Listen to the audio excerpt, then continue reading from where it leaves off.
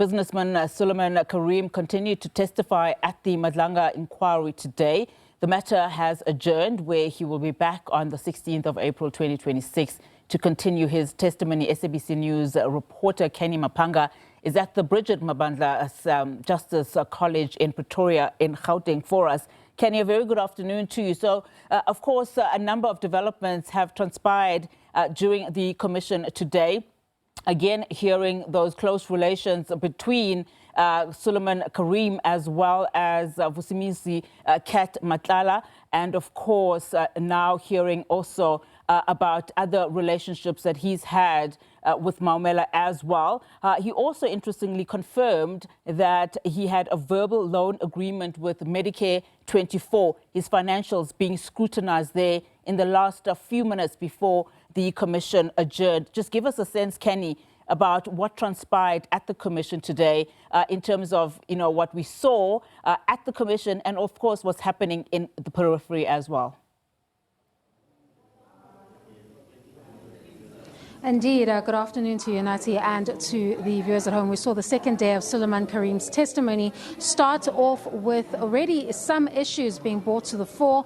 Of course, we saw that, or rather expected that tensions would wane before the commission. However, a document that was given to the commission's team, or rather the Suliman Carrim's lawyers by the commission's team at 6 a.m., that is the infographic that was going to give information regarding allegations of payments to the tune of 300 million being paid into businesses of Suliman Carrim, allegedly from those municipalities. It was going to be quite crucial information to hear in light of the context of the money flows that we are hearing about. However, because of that technicality where the issue of fairness and prejudice was being raised, and retired Justice Madlanga always emphasizes the importance of witnesses having the opportunity to be heard and feeling that they're not being prejudiced by this particular process.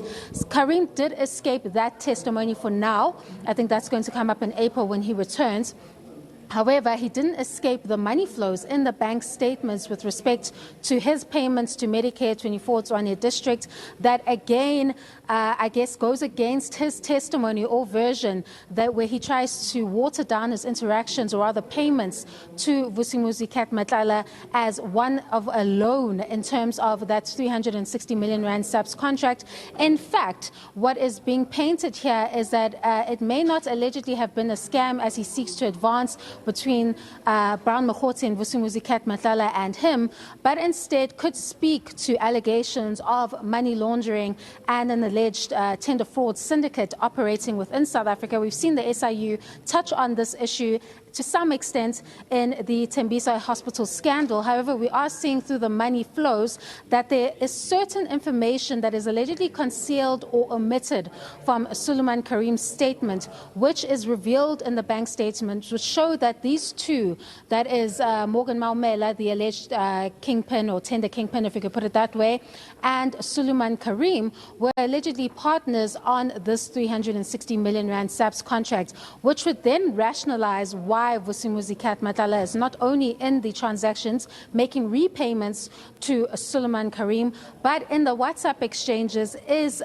taking his chats where he speaks about payments and quite quickly sending those screenshots over to Morgan Maumela. Now, Karim tried to feign ignorance before the commission and said that he doesn't know why his conversations were being sent to Morgan Maumela, but it seems that Charles Kassin is warming up on these money flows and showing what the most plausible version could be, and it's quite far removed from what Suliman Carrim intended to contend before the commission, that this was merely a loan and he was conducting business, and he seemed to not want to speak about Morgan Maumela, and we're starting to see maybe why the witness was reluctant to delve into that subject, because the money flows are giving a different story, which alleges or seemingly suggests that allegedly Morgan Maumela and Suliman Carrim were allegedly partners on this 360 million rand SABC contract, and it wasn't just merely an investment. And it explains why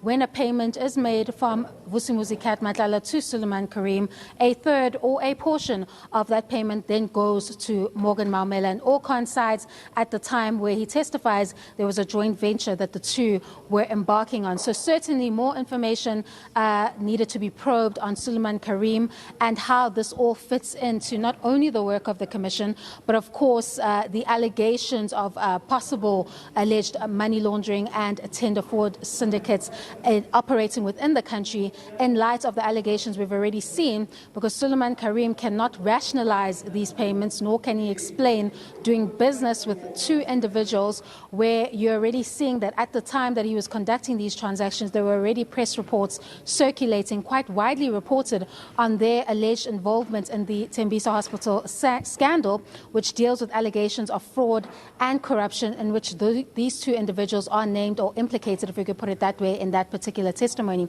So in the failure to give any rational explanation behind those particular payments, all the Commission has is to reach the conclusion that these money flows were taking place because all of these individuals were partners, allegedly, in this particular SABC contract. Now, that is just one of the many issues that Suliman Carrim will have to delve into.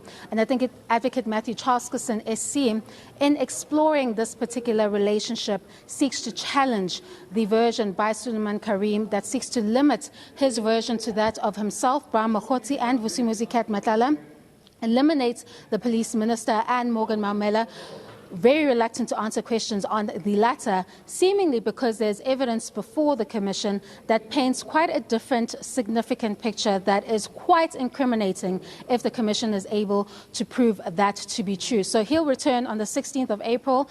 We understand that there's currently the pilgrimage that he'll be undertaking together with his lawyers. And obviously when they return, that testimony will continue. But tomorrow, the Commission will continue at 9:30 a.m. with the continuation of the evidence of Major General Richard Shibiri, that is the suspended SABC component head for organized crime. And he'll continue with the cross-examination of his evidence, where he seemingly has admitted to some form of an alleged infiltration in the criminal justice system, but he seeks to distance himself and other high-ranking SABC officials, claiming that they are void of that particular issue. And he's given, or rather offered, several denials to the allegations against him, which not only paint him as an alleged compromised cop who was interfering in those investigations, but also someone who allegedly received money from Vusimuzi-Kat Matlala, who he describes as, or rather describes the transaction as a loan, but the cross-examination will test that further to see if that is indeed the case. All that and more at 9:30 a.m. tomorrow morning. SABC senior reporter Canny Maphanga, thanks so much for that comprehensive wrap.